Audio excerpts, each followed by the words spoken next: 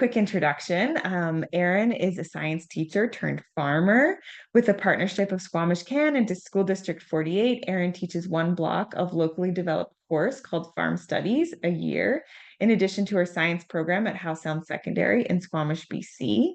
She's a nature lover and loves to explore on the weekend, but through this course, she gets to be outside during the week also, which sounds pretty amazing. And then Krystle is the executive director of Squamish Climate Action Network, or Squamish Can. And since 2010, she's been instrumental in strengthening community food systems through policy development, building community farms and gardens and school gardens. In 2022, Krystle co-led the development of the downtown school farm, which included a new board approved classes and an Indigenous plant garden. Her hope is that there will be a community food asset in every neighborhood of the Sea to Sky region. So before we dive in to that, I just want to let everyone know that we are going to have a Q&A session at the end with Erin and Krystle. So if you wouldn't mind just holding on to your questions or popping them into the chat, we'll flag them in the chat so we know to come back to them after. But we're just going to let Krystle and Erin kind of go through their presentation, and then we'll have time for the questions and answers. All right, over to Erin and Krystle. Hi, everyone. I think here we go. Is that Erin, you're sharing the slide? I think I know. Yeah. Everyone sees it. Okay, that's great. Hi, everyone. Krystle tenBrink here. Thanks for that nice introduction. It's really great to be here. And I'm sure some of you might remember my voice from a few months ago when I also spoke about how to build a school farm. So I look forward to connecting throughout this presentation. We'll jump in because I know we're kind of short for time. So next slide, please, Erin. So we're really hoping that this presentation is as useful and practical to you all as much as possible. That was definitely some of the guidance that we received. So just some tips for gaining support to develop buy-in for new course creation. First off, full disclosure, I'm not a teacher. Erin is, so I think it's really nice that you kind of have like both perspectives. When this project got going and the school farm got built, it was during COVID. It was actually around 2021. So there was a lot of, there was some extra funding that the school could pull towards. There was a huge focus on providing hands-on learning opportunities for students because they saw a direct correlation between hands-on learning and graduation rates. There was a shift in the curriculum across BC at that time, around that time as well, to encourage more hands-on learning and skill development. We also saw many students moving away from traditional math and sciences and looking again at more hands-on experiences that were kind of related to career and life building.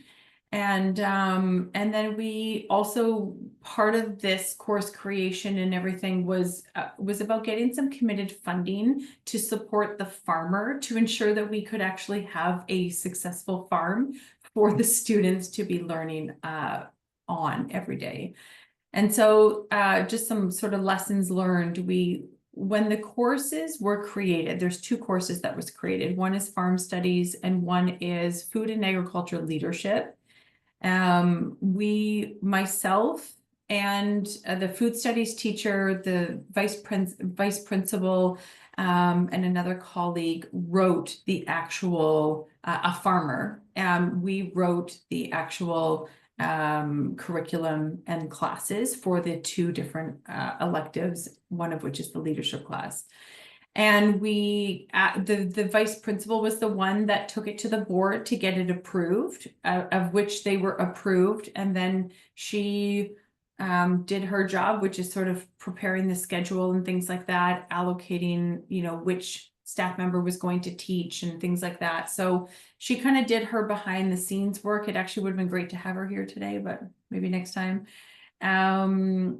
And yeah, so we've ran the farm studies class. This is now I think it's our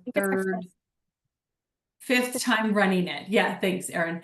The first time we ran it, we actually ran it in the fall, and we did 2 fall semesters, which was not ideal because you start running out of things to do a little bit in November, December. So like late November, December, and January, there's not much happening on the farm, but Erin has this awesome grand plan to turn to kind of do farm studies in the spring semester, and then integrate farm experiential hands-on learning through a fall semester environmental science class. So her grand plan is pretty awesome.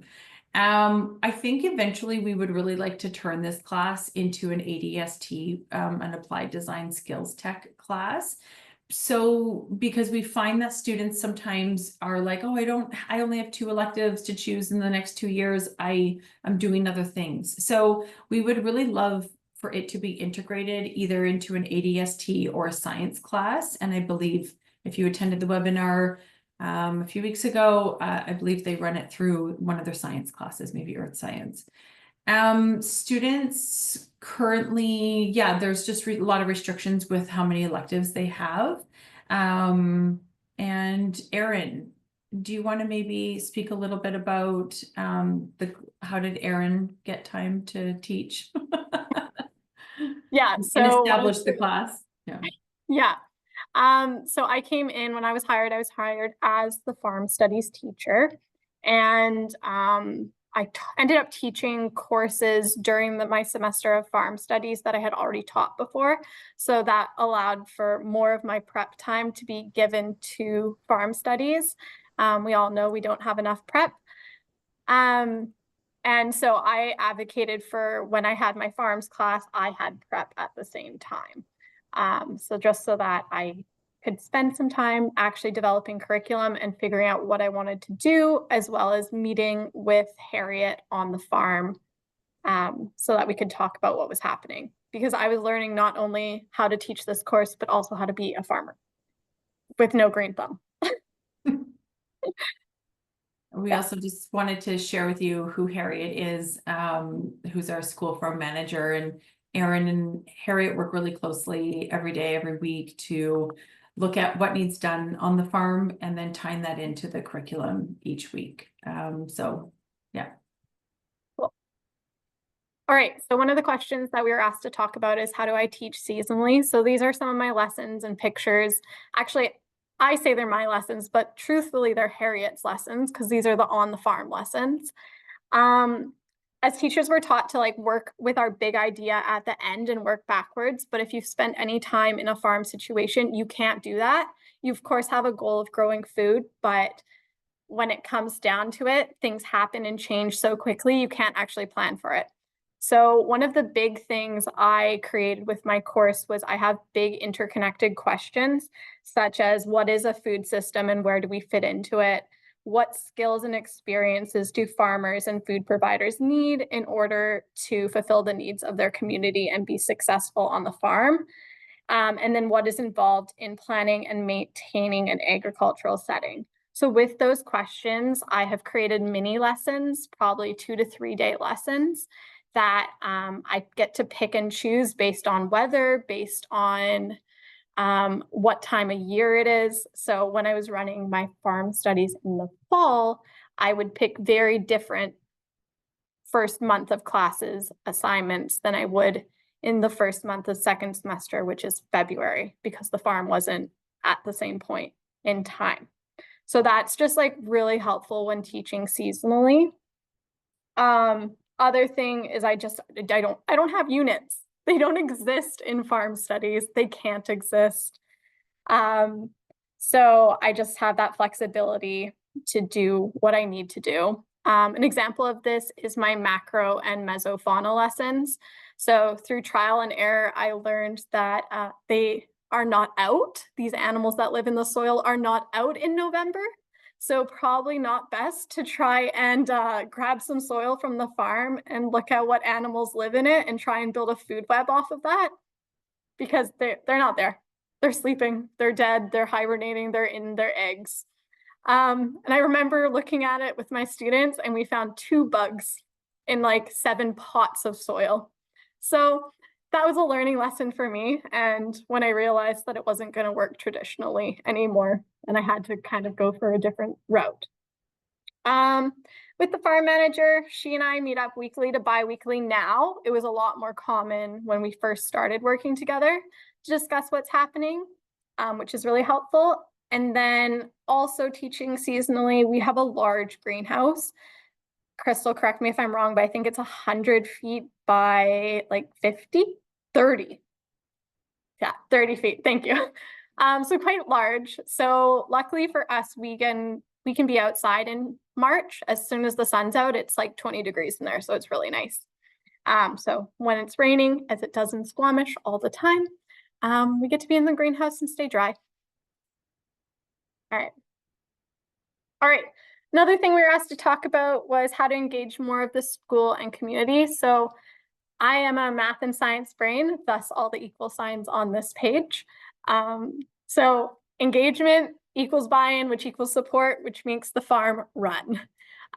We have a farm club that Harriet actually runs. I'm technically on like the roster as the teacher, but I can say I've never actually made it out there, having to support students at lunchtime with science.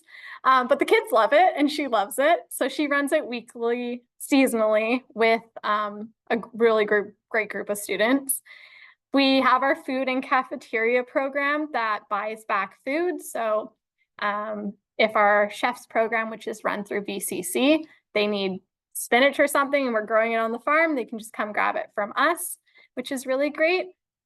And then our food and community leadership course is the other one Krystle mentioned. I don't teach this course, my colleague does, but their job is to connect volunteering with like Breakfast Club and offering free meals at lunchtime, which they learn how to buy from local supporters and local farms, even our farm for some things. And then they also help with our CSA boxes and help hand them out and create them as well.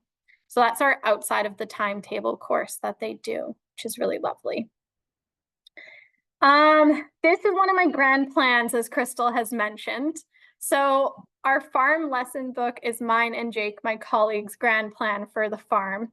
We would love to create a book that has like activities and lessons, just like a little, here's what this is, that Harriet could run and show curricular connections to the courses that my colleagues are teaching in the school.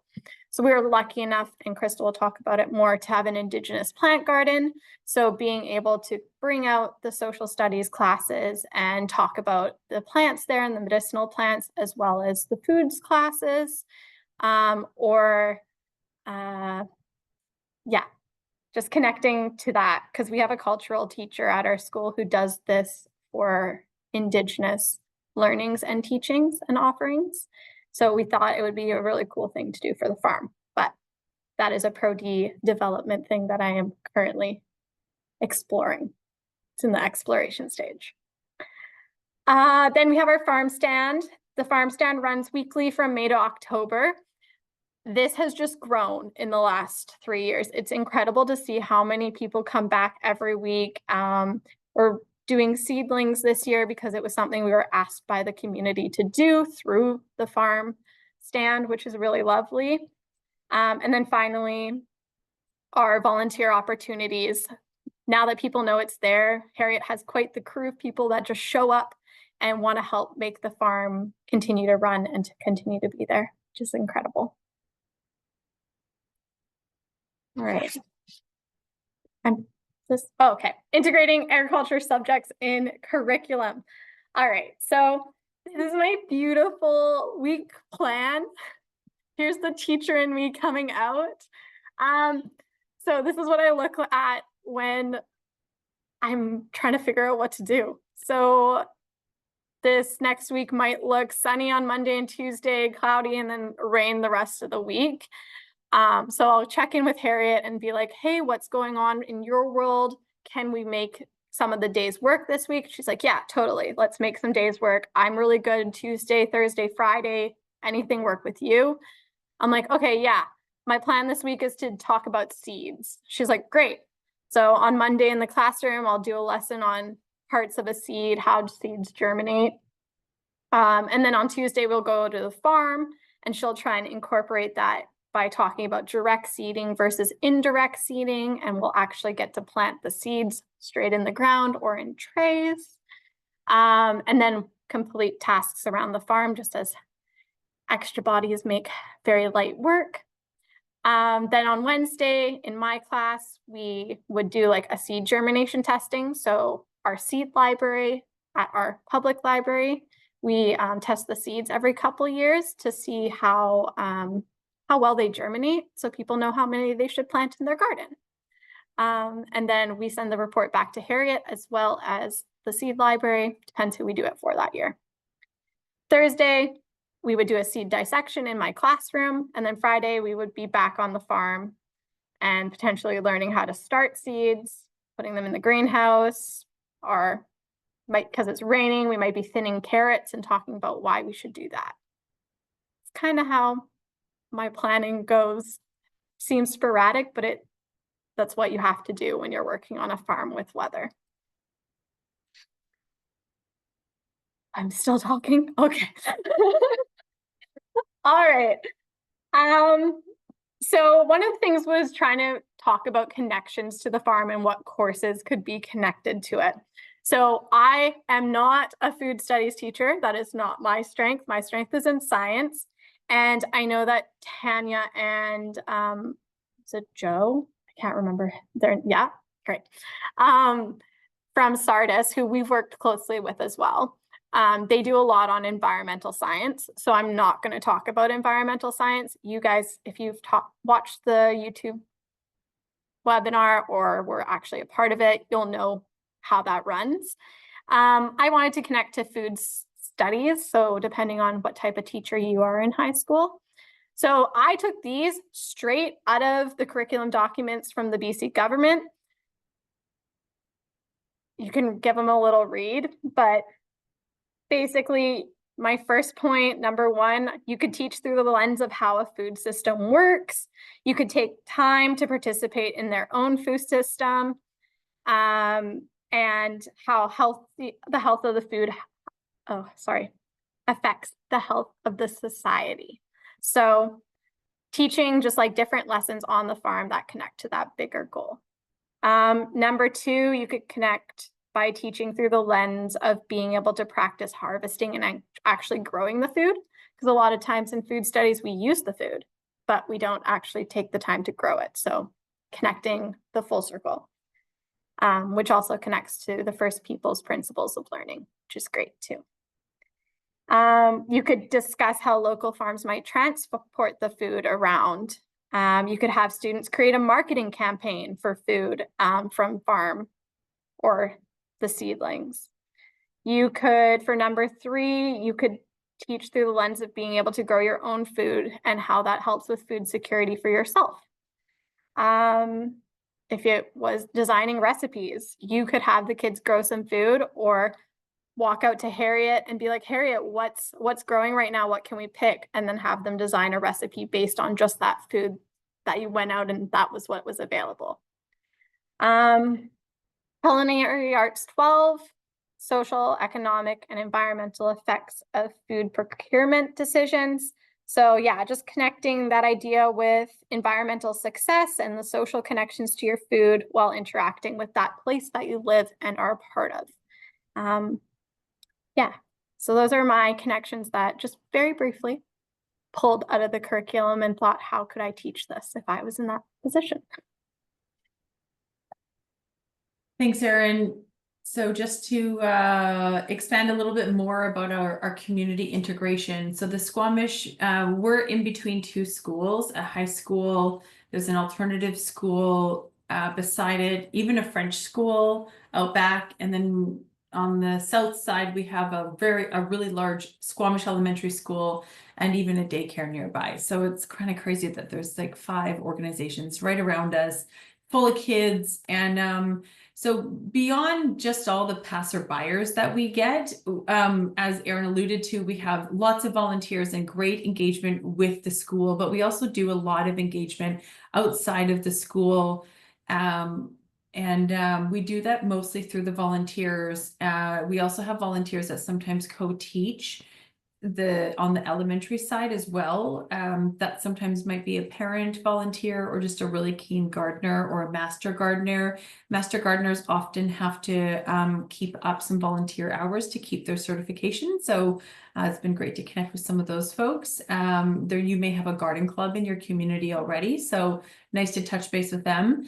And we have donated, we've grown, we do grow plant starts every year, and we do it as a bit of a fundraiser, another way for us to generate income so we can continue to be self-sustainable in our operations. And we will often do donations to the Squamish elders and also the youth center that's nearby. So that's also in really close walking distance as well. And so there's lots of really great synergies in the community. We also have a ton of funders that we welcome onto site for tours.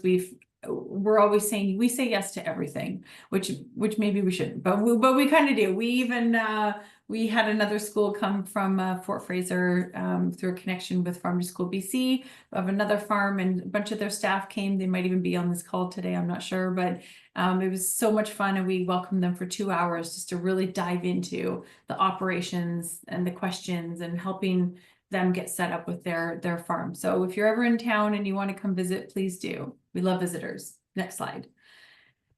When we designed the project, we had 3 main focus areas. We had the main farm, and then we knew that we wanted to integrate Indigenous ways of knowing into the project. And we wanted to do that really from the energy of the students. And so we were able to establish I don't have a picture of it right now, but this is kind of what it looks like with some measurements. And it's a pretty large west-facing garden that's at the entrance of our garden. We've built an accessible pathway through it so people can wheel through. And the main thing I want to kind of highlight is that we did do like Erin's farm studies class from last year did a walk with one of the Indigenous educators at the school district, and to learn about different plants in the area and what might grow well. And so they did this huge project, and they came out to site, measured the site. I told them the guidelines, worked with them in the classroom a little bit, and then they went into different groups and they designed their own Indigenous garden, and they had to present back to me and Erin during one of the classes, and we kind of took a bit of a blend. Erin shared all their work with us, and then we did a final design which actually ended up looking like similar to what we have right here, which is really exciting that one of the student groups really designed a big part of this. Then we worked with the Indigenous leadership class, and we took the vision of the first project and asked them to create, we said, we're going to plant these 12 different plants.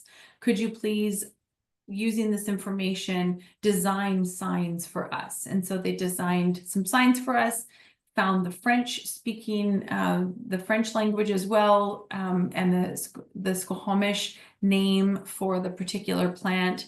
And then we had Jasmine Baker, one of the Howe Sound Secondary students, and now an alumni, did a translation of the plant name. And if you go to our website under Indigenous Garden, maybe Madison, you can post the link in there so people can check it out, or you can even listen to it. So the whole idea was that you could practice, people walking by, people in the classes, different schools, they could practice saying the Indigenous name, the pronunciation of the plant name in the Squamish language.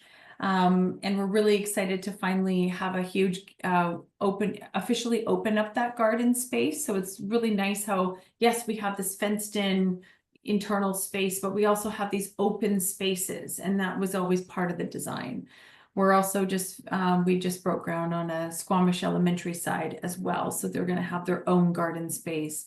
Sometimes really small elementary kids don't always love farming and trying to make money, and also having kindergarten kids in the farm. It's maybe the vision is a little, it kind of butts heads a bit. So you need to almost have this, free play space where kids can like pull out plants and throw rocks. And I mean, they're not supposed to be throwing rocks, but you know what I mean?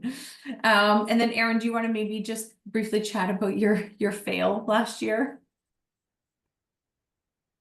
Yeah, I don't think I've mentioned yet. So I've been hired by the Squamish Can for last summer and this summer, mostly because I felt that I was really struggling with going out onto the farm and then being able to support Harriet. I felt like she was supporting me.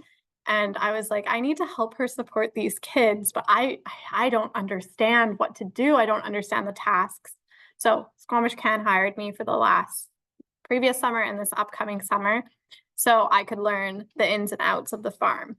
One of our experiences on the farm last year was that we attempted to do the Three Sisters style of agriculture, which, if you're not familiar with it, it's basically planting 3 plants together: beans, corn, and a squash style plant, pumpkin or squash. And you're supposed to plant them in succession in the perfect order so that the corn grows and the beans grow around the corn so they're not on the ground. And then the pumpkin or squashes spread out and cover the soil as like a cover crop. Well, see, it's not as easy as it sounds. And our beans went in too late and the squash overgrew and the corn, we tried. That's ultimately the story, as we made an attempt. But corn's really challenging in Squamish. It's not a crop that does super well here. Maybe it's the wind, maybe it's like our soil, who knows. The squash did great. They just took over. But yeah, you live and you learn. I think the next slide. All right, cool. So what's next for us? Me and Krystle are continuing, and Harriet are continuing to build this farm and make it successful. It is already very successful. This is a photo actually of the pollinator award that Margot was talking about earlier. So we won it in our first year I was here teaching. So some things that we're going to try and do are start to explore turning our district approved farm studies course, which is just credits. Students get 4 credits, they're elective credits, into a ministry approved ADST course. So instead of just getting credits, they'll actually get credits that are directly towards specific courses needed for their dogwood in British Columbia. And that will be my spring term. And then shift environmental science to be taught on the farm in the fall term. So right now, farm studies and environmental science in our school only run about 1 course a year. And so I would like to run them both, and one be in the fall, because environmental science could spend September and October learning hands-on course content on the farm, and then that November, December, January months could be that course content that's not specific to the farm that I could like dive into while it's rainy and cold outside. Create my farm offerings book with Jake right there. And finally, just sustaining our farm operations with small tweaks. We hope it just continues to grow and continues to succeed. And looking back at the photos while we were making this, it's incredible to see how far this farm has come in we're in our 4th growing season. Yeah, so it's really incredible and really amazing. And I feel so incredibly blessed to have walked into my career at the exact right time when I got to jump into this. I think that's it. Yeah, we'd love to answer some questions. Amazing. Thank you so much, Erin and Krystle. Yeah, some questions popped up in the chat. So let me scroll back up here and make sure we're getting them all. Yeah, I can read them out and then if you want to go ahead. So the first one I have is any tips for off-school farm for youth programming and food literacy to get into / start a food studies curriculum with a school? Erin, do you want to close the PowerPoint maybe? And then we can see people's faces. Can you repeat the question, Margot? Yeah, for sure. So the question was, any tips for an off-school farm for youth programming and food literacy to get into / start a food studies curriculum with a school? Feel like that's you. I'm just trying to make sure I understand the question though. Maybe is someone in, I don't know. As Emily, does Hi. Emily, Yes, here she hello. is.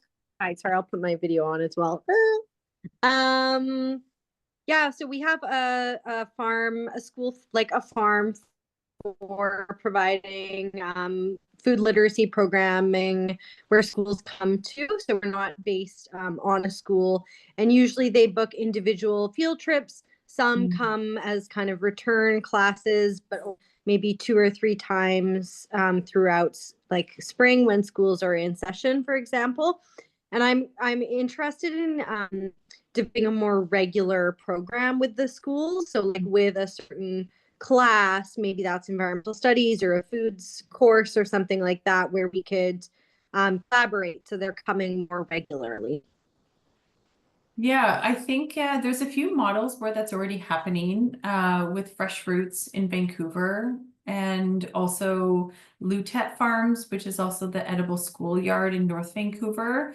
They do field trips, like kids will go there for different field trips. And I think that there's more, there's so many different ways that you can actually set it up where it's not necessarily integrated so closely like it is with our program, but there is other flexible ones, and we run other programs where it's like once a week education. We've also sometimes done like 1 month or one-off educations, or we've had field trips. We've hosted field trips as well. So I think it would depend on, just what some of the moving pieces are. I'm happy to chat with you a little bit more. If I can give you my email and you can reach out and we can have a chat and I can give you some ideas. And I think there's always there's an abundance of resources out there as well. So you could pull from those and kind of shape a program that might work for you and your community partner. Hopefully that answers the question. Sure. Yeah. Thank you. All right, so the next question that came through in the chat was for Krystle. I think you mentioned you were not a teacher. What is your role in this project, and how much time do you commit to this wonderful project? Oh yeah. Okay. So I'm not a teacher. I work as executive director for this nonprofit Squamish Can, and I kind of mentioned we've been working with the schools for about a decade, and we essentially provide the services for garden and preserving and farm education to more than half the schools in Squamish now, and our goal is to work with every single school. Part of some funding that we receive, or we will even apply for additional funding, is to strengthen food systems. So when you partner with a nonprofit, if you're working with a school district, there are often nonprofits that are working on improving access to food, maybe helping farmers find, people who want to farm, connecting them with farmland, building community farms. Like there's this whole other agriculture, economic development world that's also happening. And it just so happens that we actually do both. So as we advocate for policy changes, we work really closely with our local governments, and they have actually supported a lot of this groundwork that we've done in working and developing the school farms. And there's so many win-wins with these projects. So I often find selling them or educating them and working with the schools is generally quite easy. But it does require your leadership team needs to be brave. Especially if they're not used to taking chances like this and, collaborating with a partner this closely. But we kind of, the school district relationship is like a divide and conquer kind of thing, and it works really, really well. And we also collaborate so much as well. As you can see, Erin and I are both here today, so.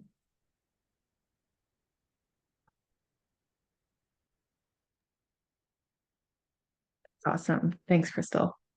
Um, Yeah, I think I see a little conversation going on in the chat. I was really curious to hear a little bit more if you could speak to the process of getting a course approved through the Ministry of Education, what that process looks like. I know that's been a bit of a focus topic for this webinar series, is getting courses either board approved or Ministry of Education approved. So I'm just curious if you can talk a little bit. I know you spoke to it a little bit in your presentation, but if you could speak a little bit more to kind of like, I'm sure that's a very straightforward, linear, very easy process of how to do that. So if you could just, yeah, maybe take us through some of the steps of what that looks like and some of the challenges along the way and how you've navigated those. We have not got it ministry approved yet. No. That is like the biggest key point here, is that is our next step. And so- we don't know. We don't actually know how to do that. Yeah, I could jump in. Oh, great. Is that okay? Yeah. Yeah, go for it. Yeah, please do, Dan. Go ahead. Dan Schulbeck up in Haida Gwaii. Shelley and I are presenting in 2 weeks. We are, I would say 90% through the process of the board approval course. I've been running the course for 15 years and I'm fine with the way it is. But my administrator, finally, I had a student teacher, and since I had so much time off, the administrator knocked and said, hey, it's time. And so provided me with a blank. And so I just kind of, roughed it out and worked with my administrator to kind of flesh out, the appropriateness of the offering. And then it went to our board and they approved it. And then our superintendent then took it over and added some little bits because he believed in it, and then sent it to the Ministry of Education. And then the Ministry of Education came back. We're a very small school, and so a student has been able to take it from grade 8 through grade 12 if they so wanted. And the ministry came back and said, listen, there needs to be more differentiation between it. And so this very authentic, I felt, course outline, or course outline with all the rationales and all of that, so has slowly morphed at each level to meet the requirements for the Ministry of Education. So be it. And so it was definitely an organic process. And at the end of the day, my students are still able to take that course and get it, and it's recognized as a board approved course. And so my lesson in it was like, don't hang on too tight, go with the flow, and it will get through. And so in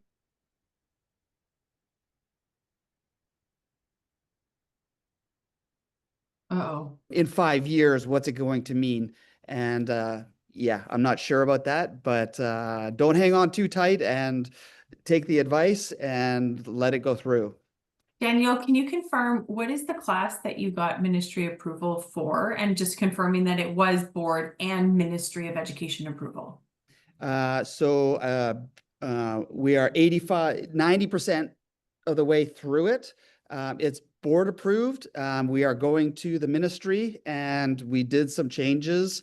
It's basically parsing the offerings that I wrote in the original one into separate ones so that it writes up as different courses and different levels of learning. So like, in grade 8, they're being introduced to certain things. And in grade 12, they are not only they are mastering it, but they are promoting it and maybe developing their own food systems. And so, what that looks like on the ground is anyway, I have experience on what it looks like on the ground. And if that's the way it needs to be written, so be it. That's not really my area of expertise. And so I will accept the help and advice given. I could send you my original. Am I muted? No. No, you're good. I could send you my original package, and then I'd have to send you 6 packages of what's looks like is going to go through the ministry. I think if you're any teacher, you know that the grade 10, 11, 12 curriculum of many, many, many courses is almost identical with special wording to be approved by the ministry. So I can see where you've had to make those tweaks, but then in real practice is not what you're doing in the classroom, but that's okay. Yeah, because we all teach. I don't know if at my school anyways, all our elective courses are multidisciplinary. So we teach grade 10, 11s, and 12s all in the same course.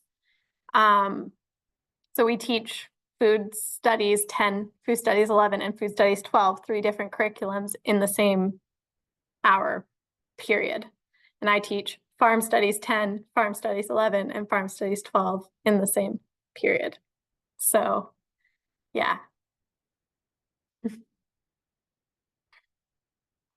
In terms of we can send, Erin and I can send maybe to Madison and Margot, we can share our curriculum.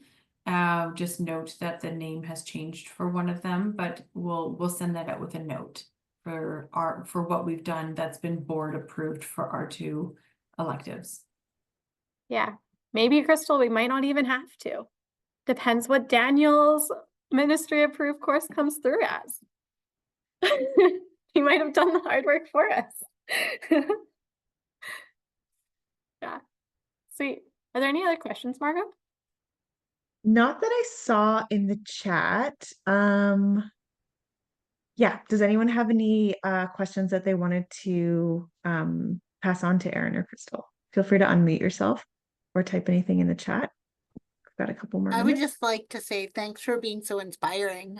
I've sort of been in the part of that's like just starting from teachers wanting to get connected. So just being like, can you come in and talk to my social justice class? And can my kindergartens come and plant something that we've been sprouting on the windowsill? So it's really fun to see, like yesterday I was teaching on pollinators to grade 3, and the kindergarten class comes by and the teacher's yelling over the fence, don't wreck our beans. I thought it was so cute because they all have like this proprietary in the garden. So it's really exciting to see it, especially because we also have the same trying to get graduations rates risen for Indigenous students who make up 40% of our student population. And it would be so cool. I was just talking with the Indigenous ed principal saying it'd be so awesome to have a class that was like in traditional food systems that would be really meaningful in the community. So yeah, thanks for all the inspiration. Thanks for your feedback. And I think that with having the Indigenous garden and having the Indigenous educator be available to pop into different classes and do sort of some of the Indigenous ways of knowing and integrating it.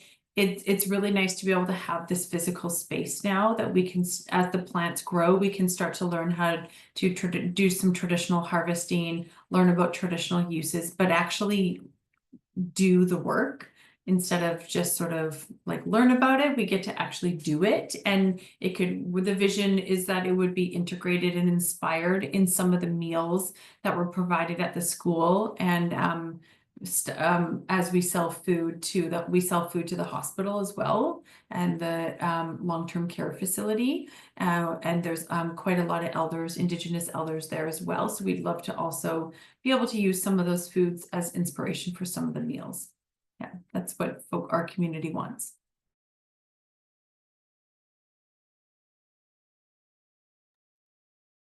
I think we have time for one last question. If anyone has anything else they'd like to ask Erin and Krystle while we have them here. Does anybody integrate, I don't know if you can hear me. You can? We can hear Does you. anybody integrate foods from other cultures other than First Nations into their program, into their farming program? And if so, how? We've done a little bit. One of the schools has a larger South Asian population, and we've done some specific plants and like and vegetables that are more relevant to that particular culture. I think there's some ways of doing it where you can invite people to share traditional foods from any culture background that they may be from. I think that's one way, and then that also is a way for kids to go back home, learn from their parents or guardians and grandparents and stuff, and bring it back. And I think also we have not engaged a ton. We've been engaging with our senior population in town, but it'd be really nice to specifically work with perhaps like more newcomers. We do work with them a little bit with our community gardens, but I think working with like your newcomers society that welcome new immigrants and refugees would be great, as often people may have families and kids and they'll be at the schools as well. So I like that the multicultural garden, there are people that have done it and there's little ways of integrating it. I think there's room for it to grow for sure.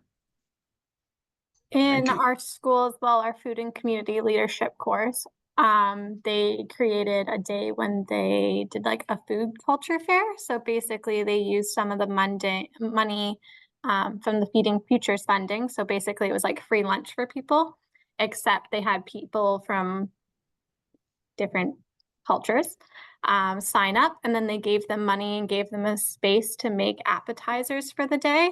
And then they had like a food fair in our multi-purpose room at lunchtime. So everyone got to come and sample. Apparently the samples were like sold out in minutes, which was really cool to see.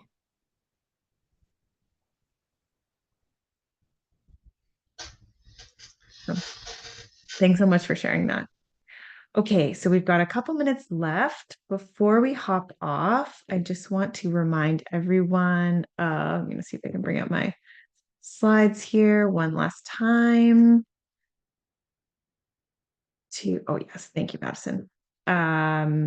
Just to remind you of the next webinar, which is coming up on Tuesday, May 27th. You'll hear from Daniel Schulbeck, who you just heard from a little bit ago, as well as Shelley Crack. And they'll be speaking in the next series. And then finally, a little bit of a bump. If you do have any other follow-up questions, Erin and Krystle are both on the group email chat. So if you do have any other follow-up questions that come up, you can feel free to register for that group chat and send them off to them that way. More information will be coming via email for how to sign up for that and get your bonus entries for the field trips, as well as how to do the file share, and then information for registration for this next webinar. So thank you so much, everyone. Thanks so much to Erin and Krystle for joining us today. We really appreciate everybody being here. I know May is such a busy month, so we really appreciate it. And we hope to see you at the next webinar. Thanks, everyone. Thanks all. Looking forward to hearing from you.